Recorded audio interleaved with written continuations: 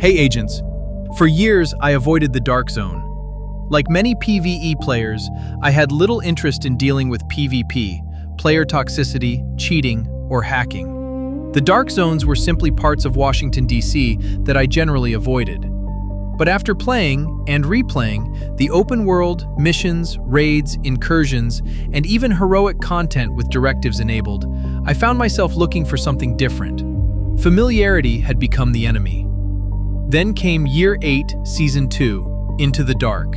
And wow, the new PvE mode, Toxic Dark Zone, has done something I never expected.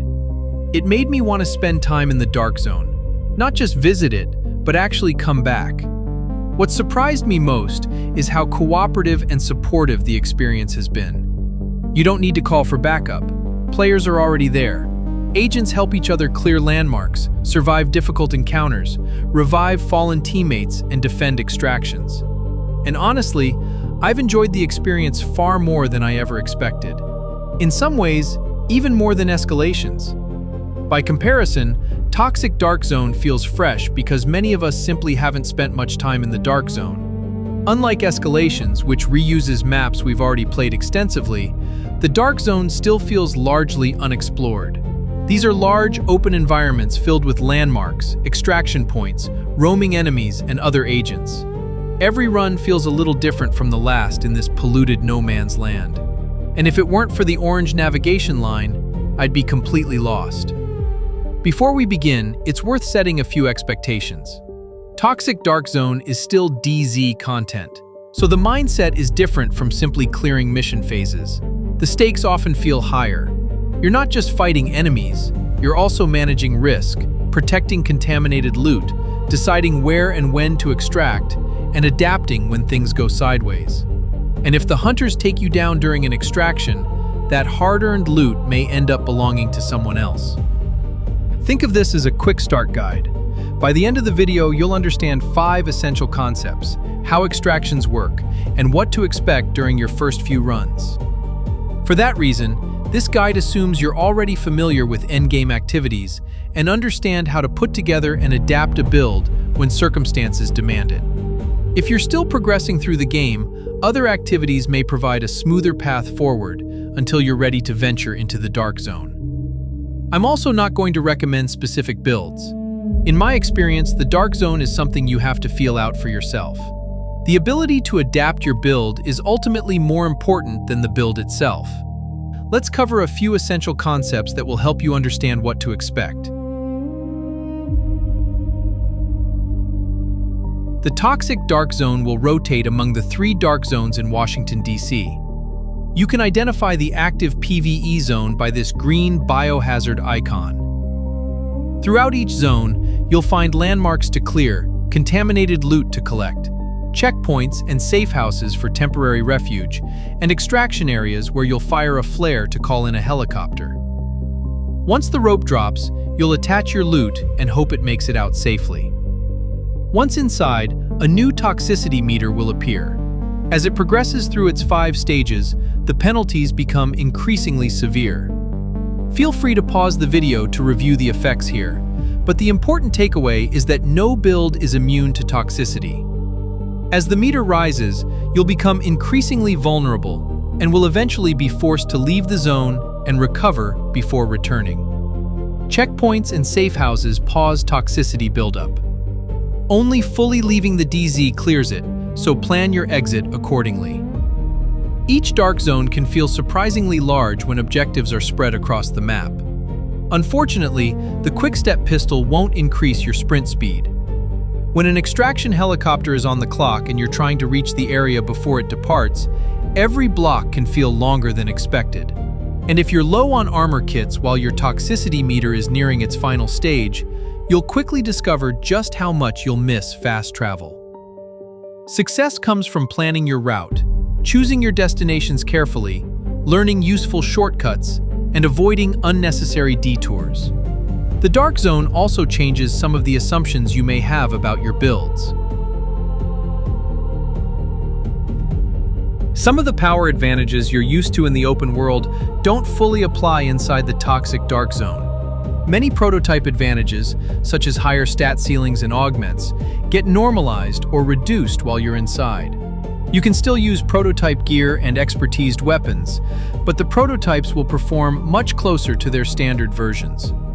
Your favorite build will probably still work, though you'll likely refine it as you gain experience in the zone. Many players discover that the balance between damage and survivability feels different in the Dark Zone than it does in the open world. A build that feels comfortable during missions or control points may feel considerably less forgiving once you're dealing with landmarks, extractions, toxicity, and unexpected threats. Your biggest challenge isn't build optimization. It's understanding the new rules of the zone. If you're unfamiliar with the layout of the Dark Zone, positioning, survivability, and good timing often matter more than having the perfect build on paper. The Dark Zone rewards judgment as much as build quality. Learning when to push, when to retreat, and how to move through the zone safely is often what separates a successful run from a failed one. Our primary objective is to extract sample canisters and return them to the base of operations. I'll cover the extraction process in more detail later, but for now, let's focus on a few essentials. You'll find contaminated loot along the way, but contaminated items cannot be taken out of the Dark Zone simply by walking back to the main entrance. To keep that loot, it must be attached to an extraction rope and flown out for decontamination before it can be claimed in the open world. To call for an extraction, you'll need a stabilizing agent. You only need one, and your character can only carry one at a time, but you won't be able to call an extraction without it.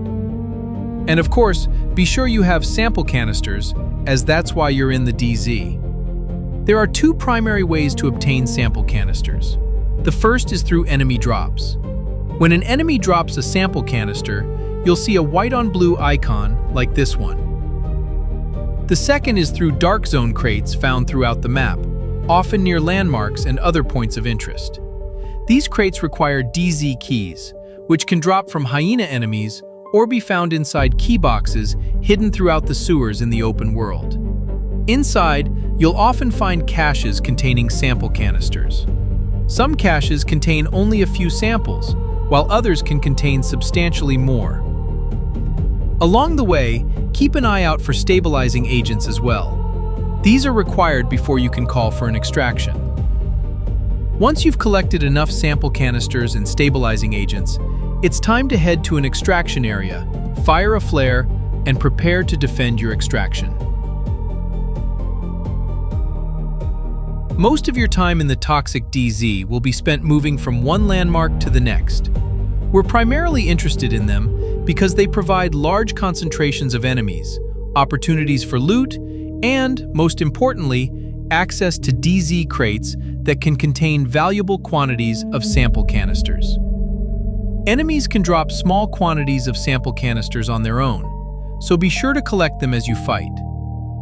For larger quantities, we're after these sample canister caches, which can contain 15, 30, or even 60 canisters depending on the color code. When unchallenged, landmark icons appear purple. If a landmark icon turns red, it means other players are already engaged in combat there and may need assistance. One of the things I've enjoyed most about this PvE mode is that it allows more than 4 players to fight together. Some of the landmark battles can become large, chaotic, and surprisingly cooperative.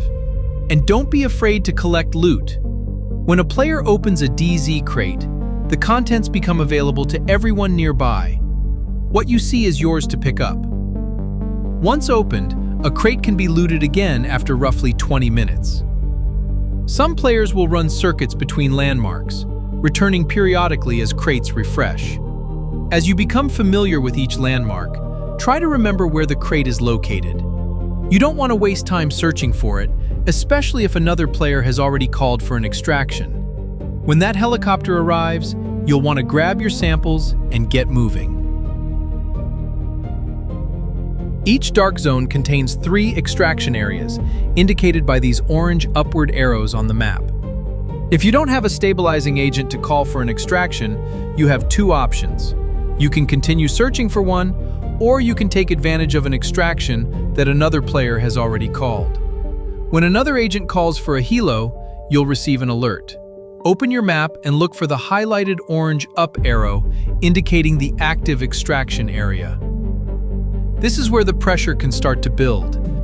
You may already be fighting at a landmark. Your toxicity meter may be approaching its later stages, or the extraction may be on the opposite side of the Dark Zone. Depending on the timing, you may need to move quickly. Your wristwatch will guide you along the orange navigation line, but I've found that trying to guess shortcuts often leads to wrong turns, dead ends, and valuable time lost. When a flare is fired, hunters can quickly turn a routine extraction into a dangerous fight. They'll throw out skills and disable yours. If threats aren't dealt with before the helicopter arrives, you'll be especially vulnerable while attaching your loot to the extraction rope. Every extraction becomes a test of your build choices. Understanding your build is one thing. Trusting it under pressure is another.